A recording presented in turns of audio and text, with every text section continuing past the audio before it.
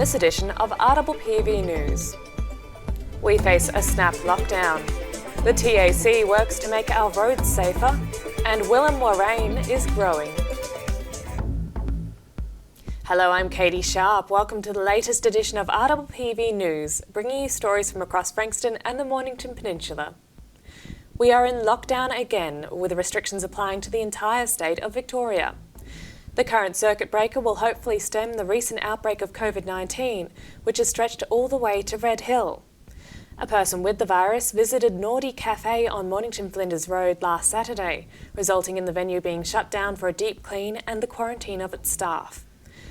Locally, galleries and the Frankston Arts Centre have closed, while libraries are only open for click and collect services. Council customer service centres are also closed but can be contacted by phone and online. Cafes and restaurants will be open for takeaway. The JobKeeper allowance has ended, so support your local businesses wherever you can. As a reminder, there are now 5 reasons to leave home: for food and supplies, authorised work, care and caregiving, exercise for up to 2 hours and with one other person, and getting vaccinated. Everyone over 40 is now entitled to get a vaccination, so this week is the perfect time to book in. Meanwhile, the Committee for Mornington Peninsula has expressed their frustration that Frankston and the Shire are still categorised as part of Metro Melbourne. They spoke to Rwpv about the impact this has had on us as a region. With this metropolitan regional divide, the Mornington Peninsula has been classified as metropolitan for decades. But something that we've seen as a result of that potentially is an economic disadvantage. So in terms of public funding outcomes, we know in 2018, Greater Geelong received $2.2 billion worth of public funding, state and federal levels. Mornington Peninsula received $22 million, or 1%. In just this year's budgets, federal budget allocated $18 million specifically for Greater Geelong and the same population, so Geelong, Bellarine and South Barwon, compared with the Mornington Peninsula, they received 18 million, we received 20 million, so we were happy with at least we were matching. But at a state government level, we had $463 million allocated for specific initiatives announced for that region in Geelong, and we haven't yet found any specific funding initiatives for the Mornington Peninsula in this year's state budget. The Transport Accident Commission has developed a localised campaign aimed at curbing road trauma on the Mornington Peninsula. In the past 5 years, 37 people have been killed on Peninsula roads, while there have been another 4 deaths in 2021. The campaign Drive Safely Because highlights localised reasons to drive safely and aims to reduce road trauma through events, promotions and visual reminders throughout the region. Over the next 6 weeks, people on the peninsula will see unique blue and white signage in priority areas, highlighting reasons to drive safely. It was disappointing news for Rwpv Aboriginal Association this week when the snap lockdown led to the cancellation of their annual Reconciliation Walk. But in better news, the Shire is investing in their gathering place. The Peninsula is one of the fastest growing Aboriginal areas in Victoria, with a 34% increase, especially in young people under the age of 30.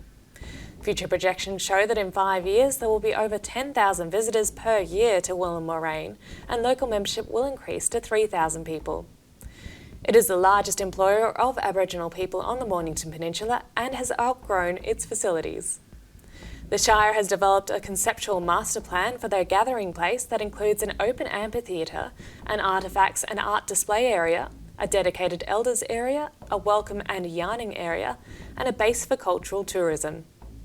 Details in the plan also include expanding the wetlands to Warringini Park for a wildlife corridor, men's shed storage, and a carport for the community buses.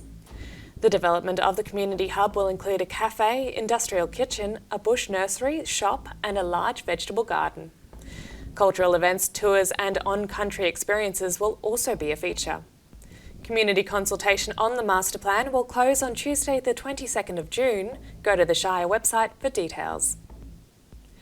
We have an opening date for Yawa Aquatic Centre, Friday the 25th of June, just a month away. It boasts 3 pools, multi-purpose rooms for health and fitness classes, a gymnasium, a spa, sauna and steam room, a wellness centre and a cafe. There is high priority disability access, including access ramps and a hoist to the main pool and warm water program pool, and family change rooms for people with disabilities or special needs. There will be a free community open day on Sunday the 4th of July with a range of activities for young and old. And the Police Point Artist in Residence program is hosting a retrospective. More than 90 artists have participated in the program since it began 5 years ago. A show celebrating their works will be held at the historic Commanding Officer's House on the cliffs of Point Nepean National Park, opening on the Queen's birthday weekend. The Artist in Residence program provides opportunities for both Peninsula-based artists and those from further afield to develop their practices and contribute to arts and culture on the Peninsula. You can book tickets for the exhibition online. And after this break, we turn to Patricia with the coming week's weather report. There's a quiet revolution happening on the rooftops of Australia. And at Solar Heart, we're proud to be leading the charge. One home, one family, one solar panel at a time. Helping smart Aussies make a real difference to the planet, cutting their energy bills and connecting them to their smart energy future. Get smart, get Solar Heart.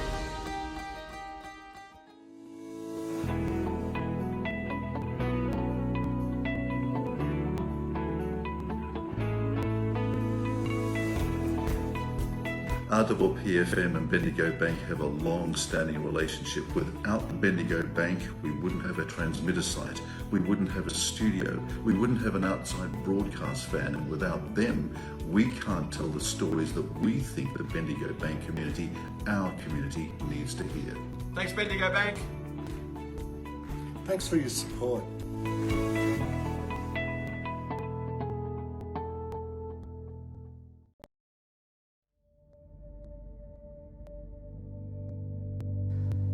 Hi there. As you've heard, the Acting Premier has announced a 7-day circuit breaker lockdown. We've done this before. I know it's going to be hard and there's lots of people out there hurting, but if we look after each other, we can do this together. A number of our services have changed at the Shire for this period of time. If you need more information about those, please contact the Shire office or go online. Finally, it's important that we all follow the Chief Health Officer's advice and follow the guidelines that have been set down. This is to look after all of us, ourselves, our families and our entire community. As I said before, there are going to be people who are struggling. Please look out for each other, call and find out if everybody's okay. See what you can do for each other. One of the most important things we can do if we're eligible is to book in for a vaccination. There are some new age groups that are being released, so please, if you're in that group like I am, make a booking today. Thank you and take care.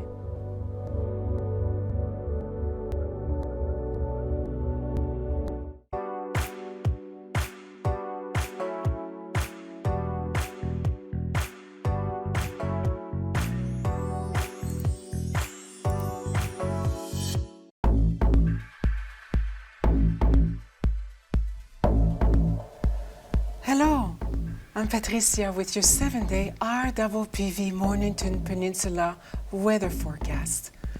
Well, we are locked down again for the rest of the week and our streets are quiet. So now is a great time to catch up on all those little things that you have been putting off. Personally, I will be catching up on a little reading. Weather-wise, we won't be missing too much while inside. It is going to be a cold, wet week. Let's take a look.